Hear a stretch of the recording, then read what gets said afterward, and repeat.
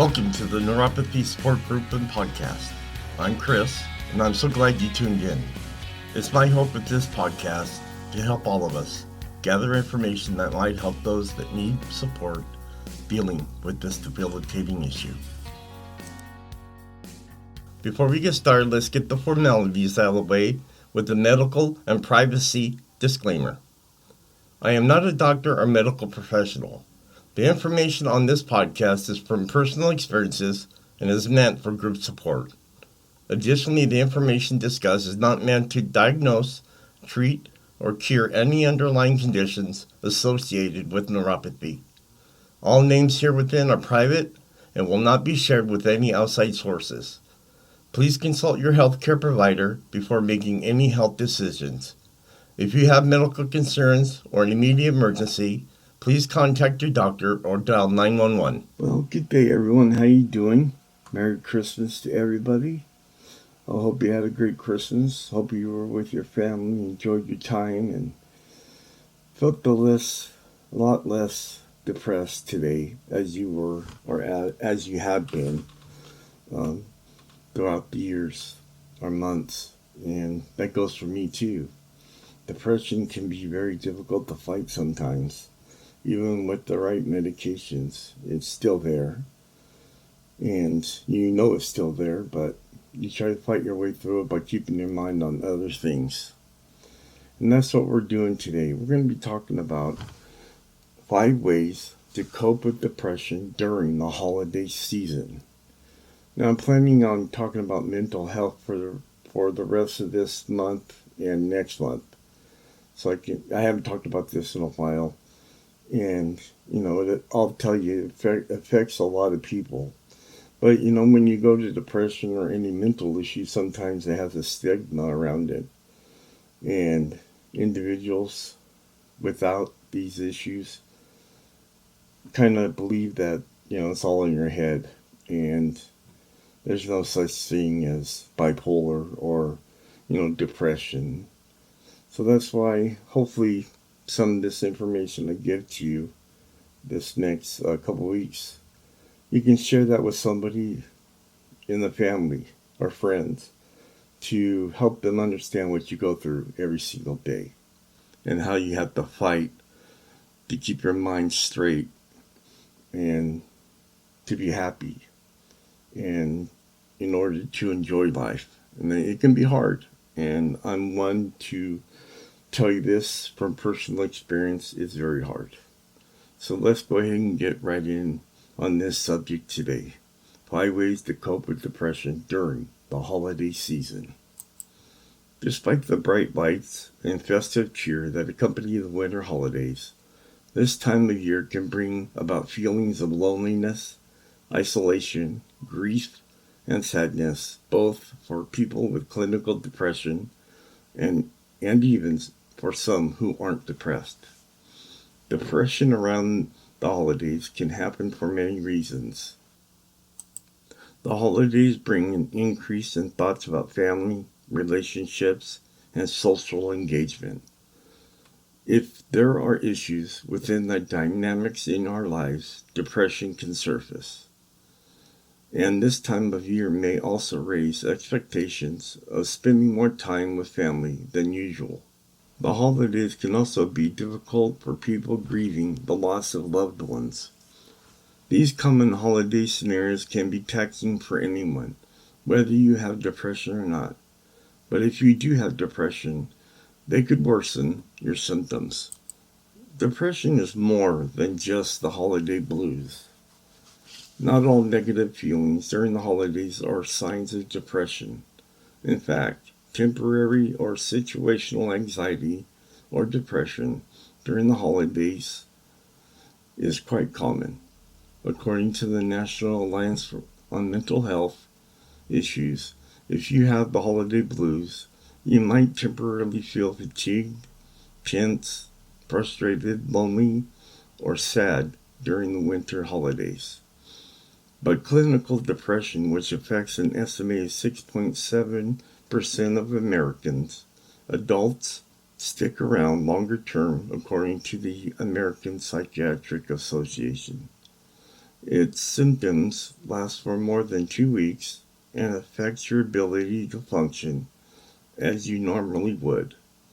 They include sadness or depressed mood, loss of interest in activities you used to enjoy, changing in appetite and sleep habits, fatigue, feeling of guilt or worthlessness, having a hard time concentrating or making decisions, and suicidal thoughts or actions.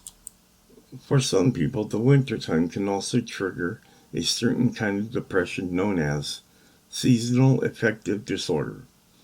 This type of depression happens in the seasonal pattern, usually worsening in the darker winter months and lifting by spring when the days are longer and brighter.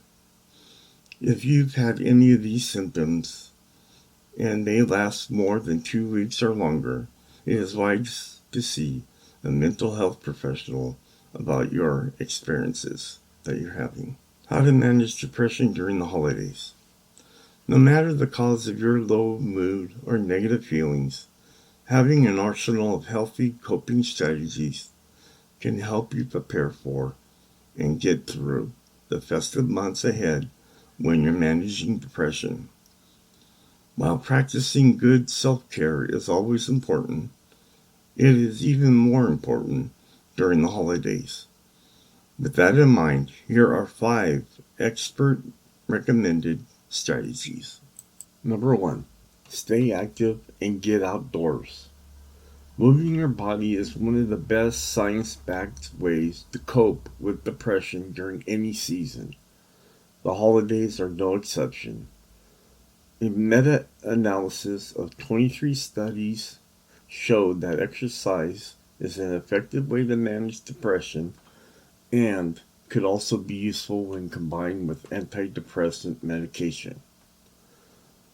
This doctor says that getting outside and exercising can help you avoid isolation and loneliness during the holiday season. Gundel agrees, this doctor, and also suggests spending time in nature as another way to reduce your risk of depressive symptoms. One study showed that being surrounded by green space can reduce one's risk of mental health conditions in the long term. Now, see, that's the one that I always tell everybody at the end of my episodes is to make sure you get outside and enjoy your surroundings because it does work and it's even scientifically backed by these doctors here. Number 2, share how you're feeling with trusted ones. Bo Tang, this doctor right here again, recommends surrounding yourself with people you can rely on during the holidays, whether it be family or friends, to help manage holiday depression. If you confide in your loved ones about how you're feeling, they may offer empathy, share their own experiences with you to help you feel less alone, or even suggest additional options for support that you may not know about. Never underestimate the power and love of your own community. People want to help. All you need is to ask for it. One point I'd like to make there is that you really need to look for somebody that has the same symptoms as you have. Sometimes talking to somebody that doesn't have depression or any other mental issues, they're hard to come by. And the reason is because, being that there's such a stigma put on depression and those kind of things, nobody understands what you're going through or doesn't believe you that you're going through these issues, and unfortunately that happens all the time. So it's always good to try to find a group of people in your community or even online that you can talk to about your issues. Number 3, access your relationship and set boundaries. This doctor suggests monitoring your emotions around different people in your life and setting boundaries accordingly. This could mean limiting the time you spend during the holidays with people cause you to feel negative emotions or exacerbate your depressive symptoms, as well as establishing boundaries for your interactions and availability to those people. It's very important to be mindful of your own boundaries.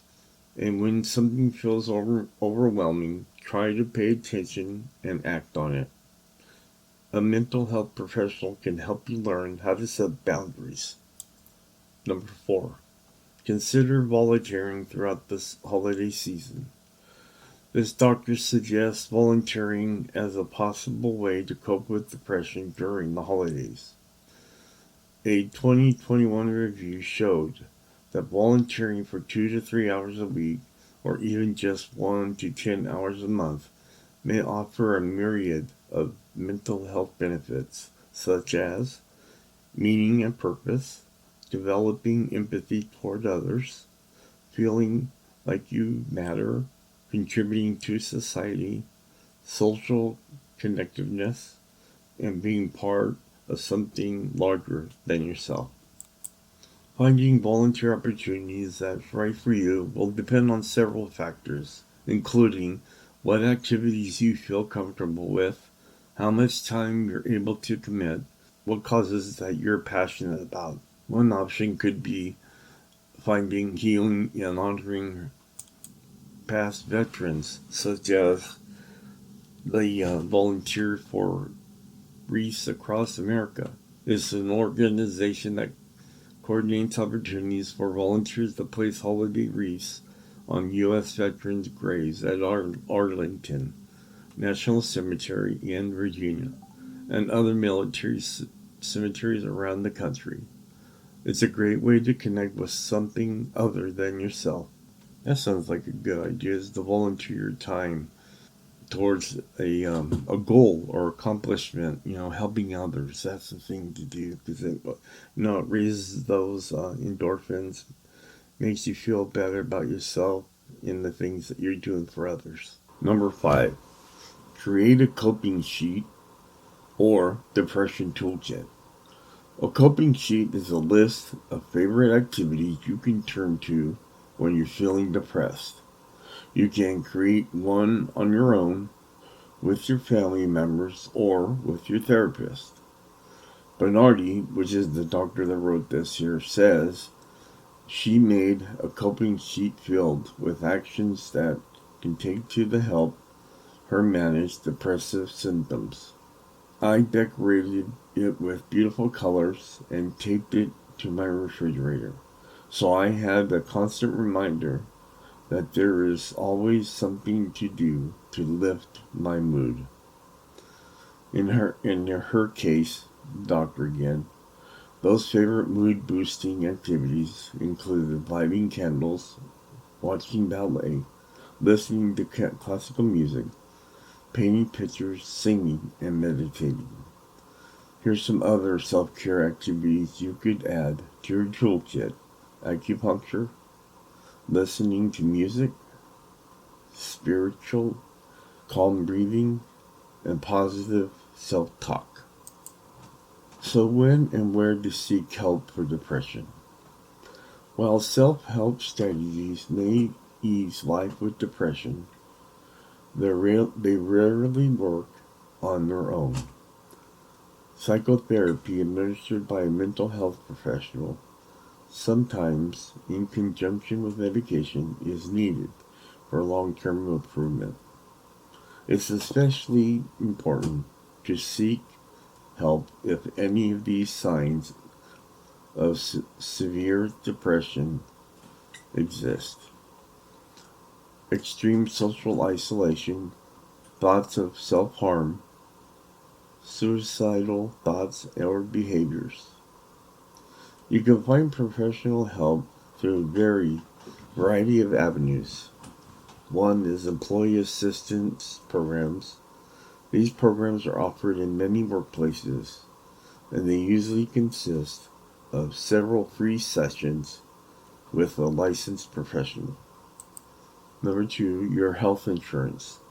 Some health insurance companies offer 24/7 telephone services, such as nurse lines, to people needing to contact with a health professional, including a mental health professional, and telemedicine mental health issues and services.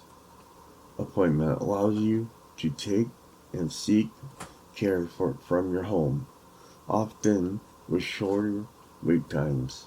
So as we close here, there's one thing I wanted to mention to all of you. I know many of you might have seen Matthew Perry and